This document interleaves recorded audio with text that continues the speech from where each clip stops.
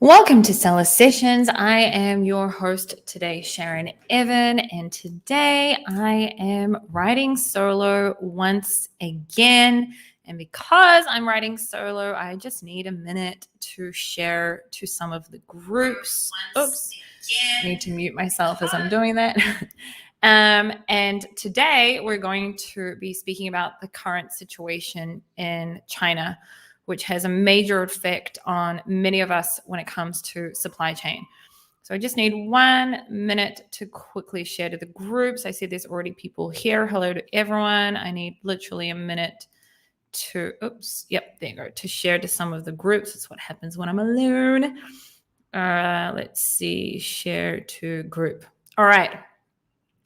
The people that are watching, in the meantime, you can let me know if you have been impacted up to now with the current situation in China with the electricity power cuts.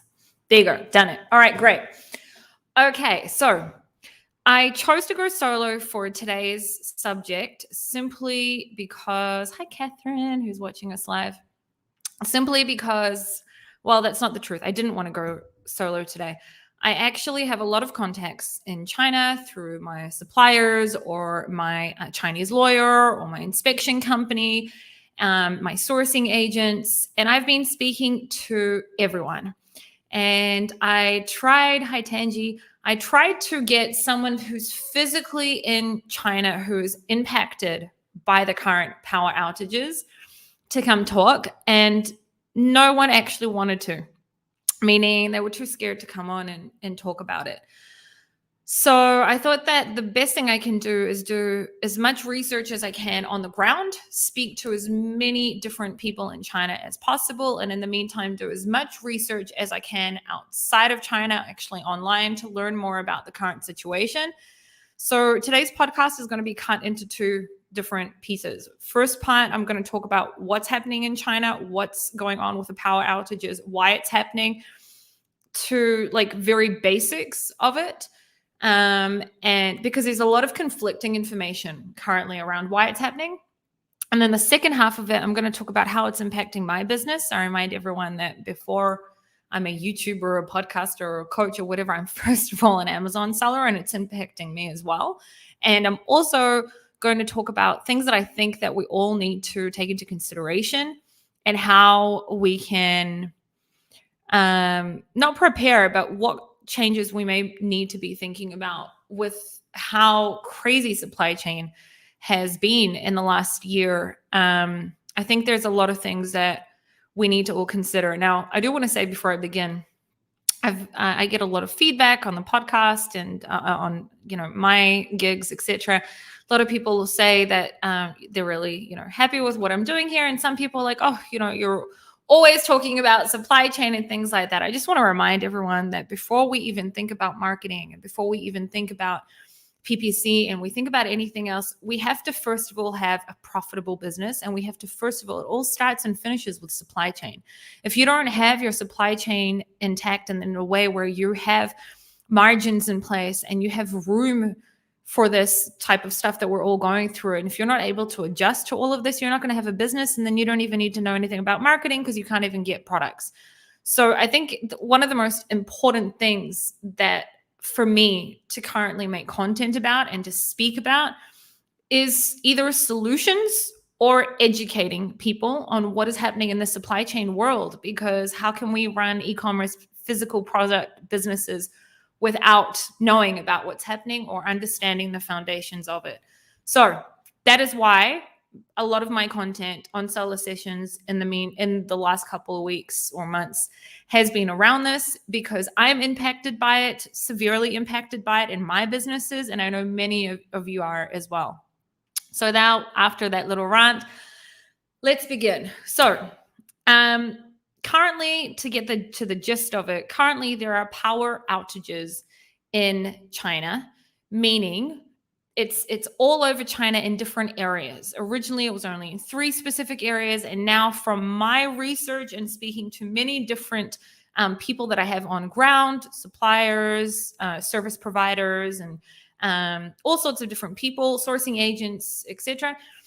I've now seen that it's not only in factories and industrial areas, it's also in certain residential areas, also especially in Southeast Asia, but so southeast of China, yes, and also in many industrial areas. So what does that mean? It means that in some areas, it depends, honestly, it really depends on where and the case and what type of factory it is. But in some areas, they're allowed to have electricity only for 2 days and then 3 days off, and then another 2 days and 3 days off.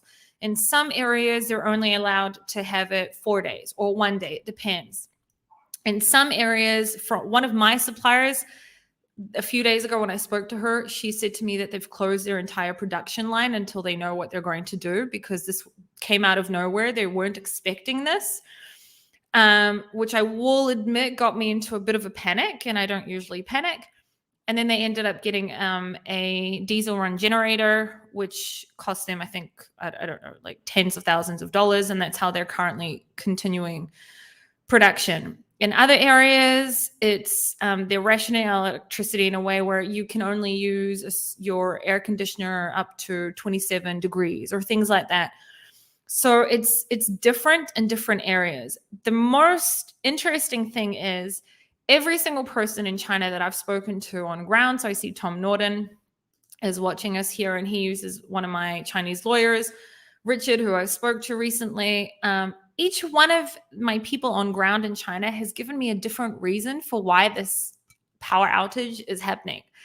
And when that started happening, one person was telling me because there is this blue sky, I wrote it down, blue sky mission before the Beijing Winter Olympics. And another person told me it's because of the coal shortage. And another person told me it's because China's using way too much electricity and it's bringing all sorts of different toxins into the world. And everything, there's a little bit of truth in everything. But it's interesting how every single one of my contacts in China has a different reason for why this is happening. So why is this happening? There are many different reasons. I'm going to get to the point first, and then we'll look a little bit into it. And then I encourage you all to do your own research as well, because honestly, that's what I've been doing. The bottom line is I've been asking everyone, when is this going to end? How long is it going to be like this? Some of my suppliers have said to me, oh, it'll be better next month. And most of them have said they're telling us it's going to be like this until March. Take into consideration that from tomorrow, so the 1st of October until the 7th of October, is the National Day holiday, which is the Golden Week, which is the second most important holiday or festival in China. And some suppliers will be off for 4 days. Some suppliers will be off for 7 days. And then usually after that, that's when there's like a huge increase in demand for manufacturing even more. But now there is these power outages, which is crazy. And we're in one of the most important quarters of the year because we're in Q4. So this is going to have an even larger impact on supply chain right now. And if you don't know about it, you need to know about it, because this is also causing for major raw material increase, which means, and manpower increase, which means that you may see, like me, one of our product materials is a silicone gel. And I can tell you that for us, that material pricing went up by 100% overnight a few days ago. So, which is pretty dramatic, basically. So this is impacting us as people who are or as sellers, as product developers, as exporters, etc. It is impacting us in many different ways. And if it doesn't impact you in one way, it may impact you in another way. So maybe it hasn't affected your lead time, but your raw material cost is going to go up a lot. Or maybe it hasn't affected your raw material, but now your factory can only be open twice a week and it's affecting your lead time. So this is a time where you have to understand what is going on so that you are able to prepare. Now, for some of you, like me, I didn't know what that meant yet. I have to do a lot of research to understand how long is it going to be like this? Because there are some products that I make that honestly no country can compete with China, even if price goes up for these specific products. So although some people may say now, as the industry will start talking about this subject more, I'm sure, some people may say, okay, let's go to Vietnam, let's go to Mexico, let's go to India, etc., all these different countries. I'm, first of all, taking a step back, understanding the foundation of why this is happening and trying to understand how long it's going to happen for, and looking at a bird's eye view and a bigger picture of everything. And then I'm going to start making my decisions, but I'm obviously going to have a backup plan for everything. So why is this happening? There's many different reasons, as I said. I'm going to be honest. A lot of this is me asking my suppliers and getting a different answer from each one, and a lot of Googling, a lot of reading different news articles worldwide, not specifically from China. And I'll tell you why. The reason I'm not really reading things from China is I'm going to read to you guys a WeChat conversation that I had with one of my sourcing agents. And this is what he said to me. The media here has different voices. I'm reading it exactly as he wrote it to me. Some will say it's because the US printed too much money recently. Then Chinese government want to reduce the production capacity to avoid overprinted USD coming to China. Some media say the charcoal price is too expensive. Then government don't want to increase electricity price. Then they want to control the usage of electricity. Charcoal is the main, you meant coal, but whatever. Coal is the main reason to generate power in China. Some media say the government just wants to control the emissions of coal for recent seasons. So even in China, they're being told many different things. Now, two of those things that they said there is also part of the truth. So there has been a trade war between Australia and China when it comes to coal. Earlier this year, there was a trade agreement between Australia and China. I think, was 18% of Australia's export of coal went to China.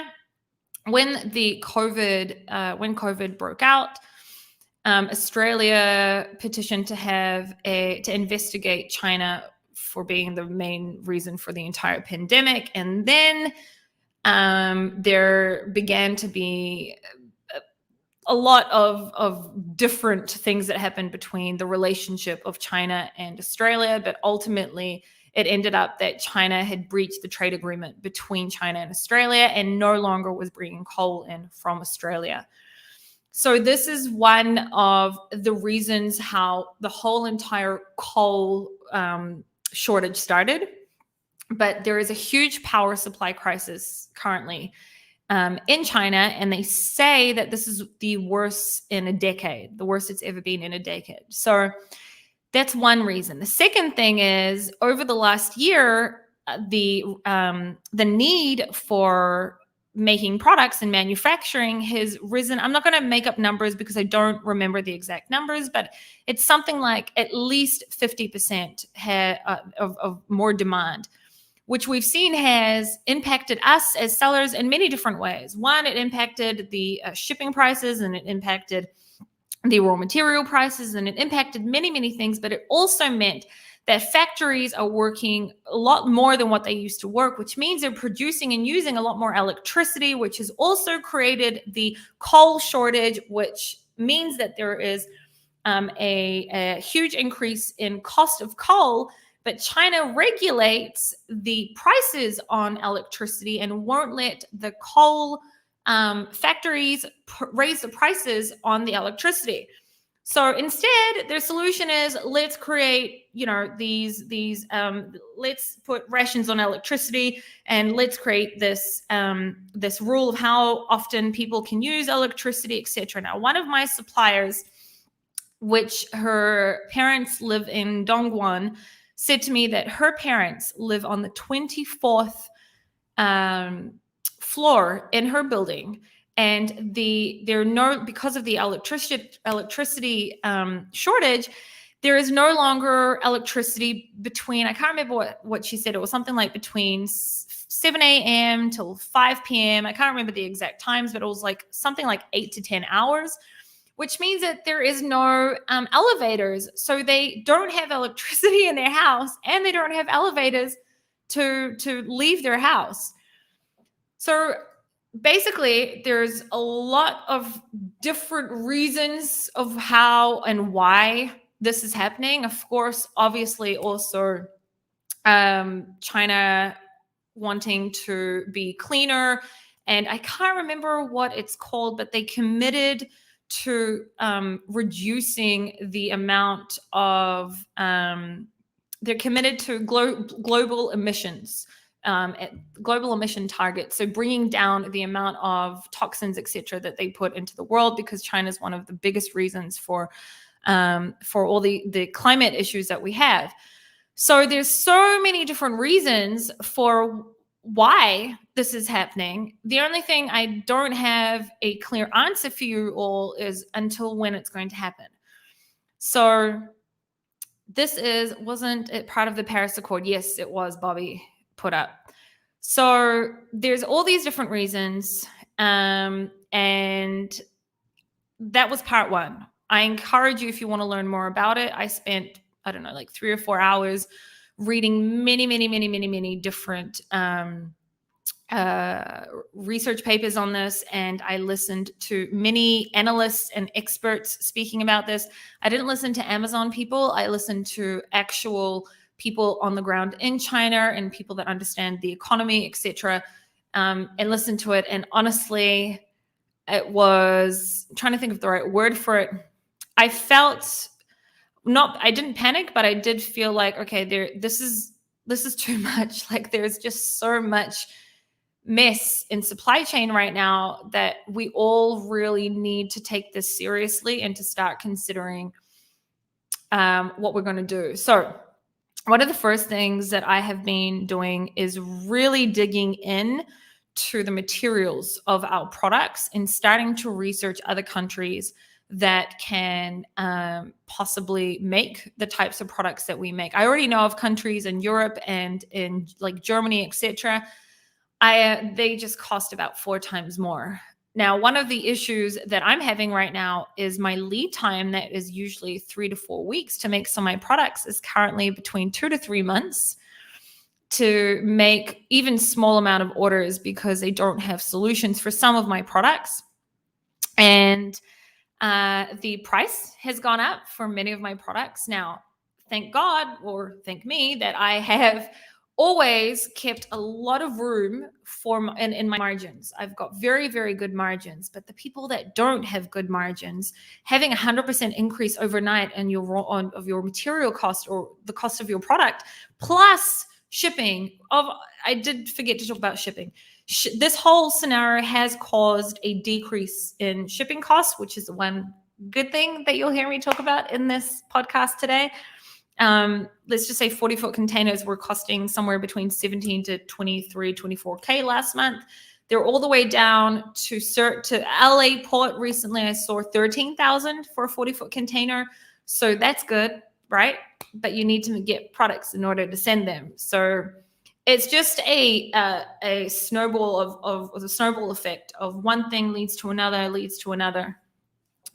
So now that we've got that off my chest and that we've done that part of it, what do we all need to do? So first of all, if you didn't know about this and you are new to Amazon, or you're already selling on Amazon, you didn't know that this is happening, you need to speak to your suppliers and talk to them about, first of all, how are they? Are they okay? Are they impacted by this? And then after you're done that part of it, because they're humans and it's an important part of it, you need to start asking questions about how this is impacting your business, right? Because it could be that their production line is closed 4 days a week and it's going to increase your lead time by a lot more. And then you need to order a lot more inventory, which means you're going to need a lot more cash flow or a lot more cash stuck in inventory. It could mean that your production is fine, but the raw material has gone up. So you need to know these things. Bobby wrote, we will take any good news. That was my good news about the shipping. I don't have any other good news right now, just solutions that I'm going to try and speak to you guys about. Saibi said UK and Europe remains at 18 to 20K. I don't send anything to the UK and Europe, so I don't know what's happening there. But I know that there was a quote for $13,000 for 40-foot container that used to be a lot more than that. Don't know how long it's going to last for. But also usually after the Golden Week, that's when pricing usually goes up. So we don't know what's going to happen in 2 weeks, but that's kind of how selling online or making products in general is right now. We don't know what's going to happen with Amazon. Amazon could change any day, the way that they're allowing us to bring, inventory in. We don't know what's happening in China. Anything could change any day. Pricing of shipping can change at any moment. Therefore, we all need to make sure that you have a backup plan and that you're keeping on top of your numbers all the time. I'm going to take a sip of water because I've spoken a lot. So if this is news to you or you didn't know much about this, things that you need to take into consideration is, one, you need to see if this has impacted your business in any way. For some of you, it may not have. Maybe your suppliers are not in an area where the power outages have affected them or impacted them and everything is fine. And for some of you, maybe power outages haven't impacted anything, but the raw materials for your products, they source that from a supplier that has been affected, and therefore your raw material or the cost of your product is going to go up. For me, I'm telling you all, it happened 100% overnight, which is a huge increase, right? Huge increase. So this is stuff that you selling on Amazon today, or whether even if you're not selling on Amazon, but you still produce products and you sell them through in e-commerce or wherever you sell products, you really need to be on top of your supply chain today. You can't get away with not really understanding your numbers or anything like that, because I know a lot of big sellers that are flashing around their numbers and are making zero profit now with everything, all the events that have gone off that have happened in the last year. I am still profitable in my businesses, but I'm making less profits than what I used to make with all the supply chain disruptions. So that is the current situation. What do we all need to do apart from being on top of our numbers? I've spoken about this probably like every single episode in the last 2 months, that for many of you, it will start making sense to start looking at sourcing your products from other countries. There's not going to be competition to China for every product. Like, I can't think of another country that can mass produce toys the way that China can. But there are some products that you may be sourcing that other countries are going to be a much better everything, better at quality control right now, lead times, raw materials, manpower, shipping, everything may be a lot smarter to source from. I don't know, if you make a certain garments, then maybe, or cut and sew products, then maybe Vietnam. If you have also wooden products, it may be Vietnam, Thailand, China. India. If you have also cotton leather products, it may be Mexico, etc. So you need to start understanding, and I'm going to continue talking about this because I think that it is more important than anything right now is our supply chain. Like, I'm seeing a lot of people in the industry continue talking about marketing things, and it's so important. But again, none of us are going to have a business if we don't actually profit from our products, that we can actually source our products. It's the most important thing right now. With all this disruption, how much inventory do you suggest to have on hand? Example, inventory for sales to cover 2x of your lead time.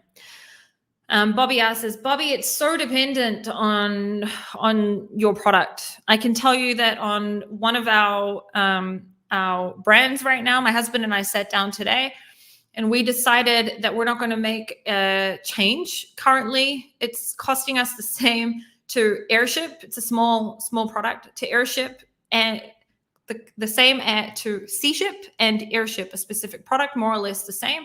And because we're trying to handle cash flow in the most cost-effective way, we're not going to order 6 months worth in advance. We're going to, with this specific brand, we're going to continue ordering and drip feed into America from China because we can airship it, which is a lot less affected at this stage than sea shipping. So it really does depend, but it depends on how your lead time's been impacted. For products that I'm currently, the lead times from a month, currently taking 2.5 months, I'm going to have to order 5-6 months ahead of time minimum, probably. So you'll have to sit down. You have to look at your inventory levels and how many units you sell a month, and have a look at compared to last year as well. And you need to sit down and see what is the current lead time and your shipping. For some people, the answer may be that you need to order 6 months in advance. For some people, it may be a year in advance. For some people, it may only be 2 months in advance. And for some, it could be 2 weeks. It really, really depends on your situation. But again, I want to just say one more time, with all of this, all of the supply chain being so messed up, and again, we're talking about increase in price of products, increase in manpower, increase in lead time, increase in shipping. And then on top of that, now the power outages from China. Many of you need to sit down, not everyone, because not everyone's going to have an alternative to China, but many of you need to sit down and look at your materials, see if can you make a change to your materials. Instead of making your product out of, plastic, can it be made out of silicone in this country? Instead of using macrame, can you use a different type of material in Bangladesh? I don't know. I'm just like, it depends on what your product is. But you may want to start looking at other countries. For some of you, the US could be an alternative. It's no longer such a huge difference between sourcing from the US and sourcing from China when it comes to the cost of the product. And now with all of this going on, it also may not be such a huge difference with the lead time as well. Some of you may look into Mexico. Honestly, there are so many other countries in the world, Australia, right? There's so many other countries in the world where what used to have, like China used to have zero competition when it came to this kind of stuff. With all the supply chain stuff messed up as it is right now, it doesn't make sense for everyone to continue sourcing from there. And on the other hand, if you have no choice and you have to continue sourcing from China, then you need to know all your numbers. You need to know how much the product's costing you. Because even if you have an amazing relationship with your supplier and they really don't want to increase the price, but it's costing them more, they're going to charge you more, right? And also your supplier may need more cash up front. If you've got really good payment terms, they also may not be applicable anymore. So you need to be asking these questions. You need to be on top of it. You can't just run blind. You need to really understand what is happening in your business right now on a supply chain level. Again, I remind everyone, it starts with our supply chain, and only then the products get to Amazon where we can market them. We have to first get them into Amazon. So if you can't get products in, doesn't matter how you market them. So you have to work on your supply chain. That is the current situation. I encourage you all to reach out to your suppliers and ask them if they have been impacted. First of all, wish them a good National Day holiday, which starts tomorrow and will be for the next week. Ask them when they'll be back as well, so that you know. And after you've done that, then ask them if they have been impacted by the power outages and how this is impacting their production line or your products in general. Some of them may have already purchased generators, and then it's not going to have a huge impact, or the generator may be costing them a lot more, that they will be increasing your costs, etc. So that is the current situation with the power outages. I see a lot of people joined only in the last 10 minutes. In the beginning half, I spoke about why, very briefly about why this is happening. But honestly, if you just go to Google and you type in power outages in China, you'll read many different articles, and even some of the articles are contradicting themselves. So it seems that there are many, many different factors as to why this is happening, which does matter. But really what matters is how long is it going to be like this, and how can we get around it? So there is a lot of challenges right now for Amazon sellers, and not just Amazon sellers, for huge brands as well, and brick and mortar stores, for everyone that is in the supply chain world. But there is, like, everything's figure outable. So I'm not trying to come on here and like be a downer. I'm just keeping it real and talking about the stuff that I'm going through. And if I'm going through it, you're all going through it. So I'm in the trenches with everyone as well. Tony Cigar said, cash is king. I would rather lose sales due to the lack of inventory and shift my money to areas which give me a higher return with more certainty. I would rather lose sales due to the lack of inventory and shift my money to areas which will give a higher returns with more certainty. Yes, cash is king, and I agree with you. I think that it's just a really important time for us all to sit down and look at our numbers, look at our margins, look at what makes sense. I know some people that sent like a lot of containers, knowing that this is going to be an unprofitable, like I'm talking about hundreds of thousands of dollars, and that it's going to be unprofitable just for the sake of keeping in inventory. And like, how long can you do that for? Right? Like how long is that going to make sense for? So instead, sit down and like try and optimize your business to the best of your ability with the current situation.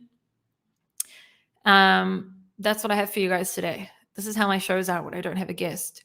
And for anyone that missed it in the beginning, the only guest I wanted to have on was someone physically in China today. I didn't want to have anyone that was in the Amazon industry specifically, because I wanted to have real info from what's actually going on the ground. And what I found was that like everyone was telling me something different. The supplier said this, and the sourcing agent said this, and my lawyer was saying this, and everyone was saying something different. And that's when I was like, okay, I need to go read about this on my own.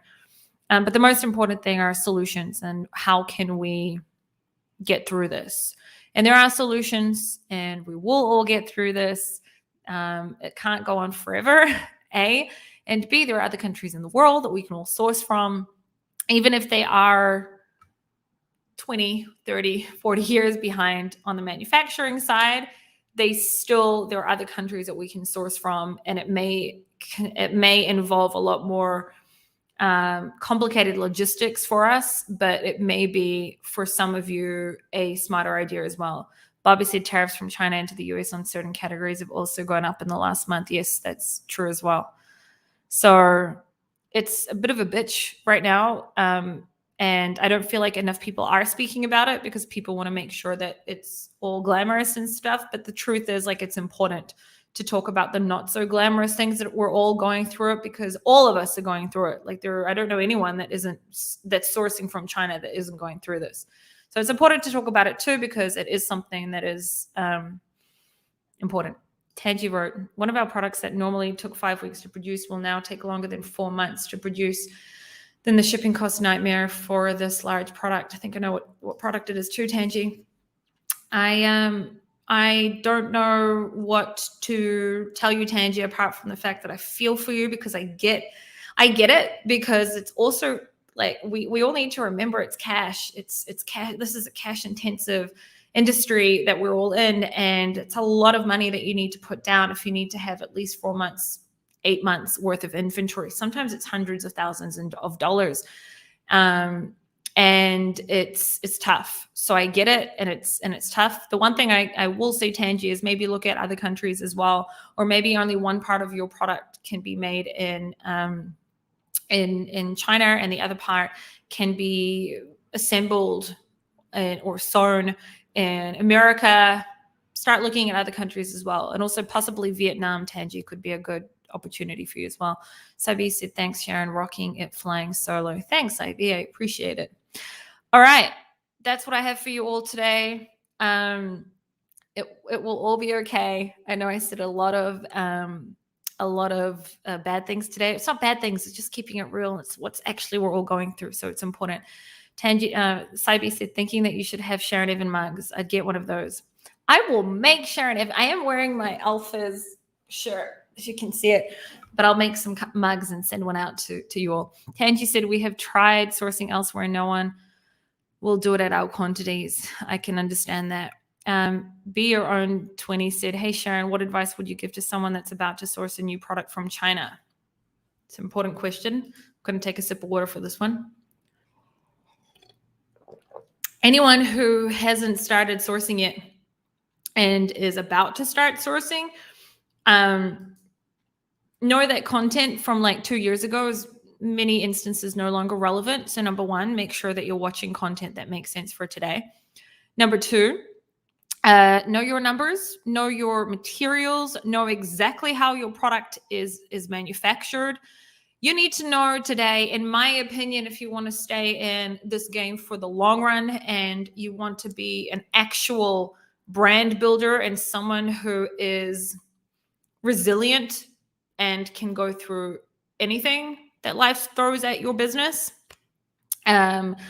you need to know everything there is to know about your products, because once you know everything there is to know about your products, you will then know, okay, maybe I need to look at this country. Maybe I need to look at removing this component, etc. So one good tip I would have, and this is actually a tip that I learned from Ken Golzari, a good friend of mine, was to speak to, if you don't know a lot about your materials or the manufacturing of your products or whatever, then you can speak to the bad suppliers, as some call it, or the suppliers that you won't actually ever want to work with. And you can ask them all the questions about the manufacturing of your product and or the materials of your product, whatever that may be. And then you know a lot of information so that you sound a lot smarter about it and do your research. So now, this is now for me. If I don't know about a certain material, I will Google it. I will go to YouTube and I will watch how people make it. If I don't know what composite wood is, I'm going to go and learn about the material and learn about how it's made, etc., so that I then become a pro at it, so that I know exactly what components I can remove from the product, add to the product, changes I could do, whatever it may be. So my biggest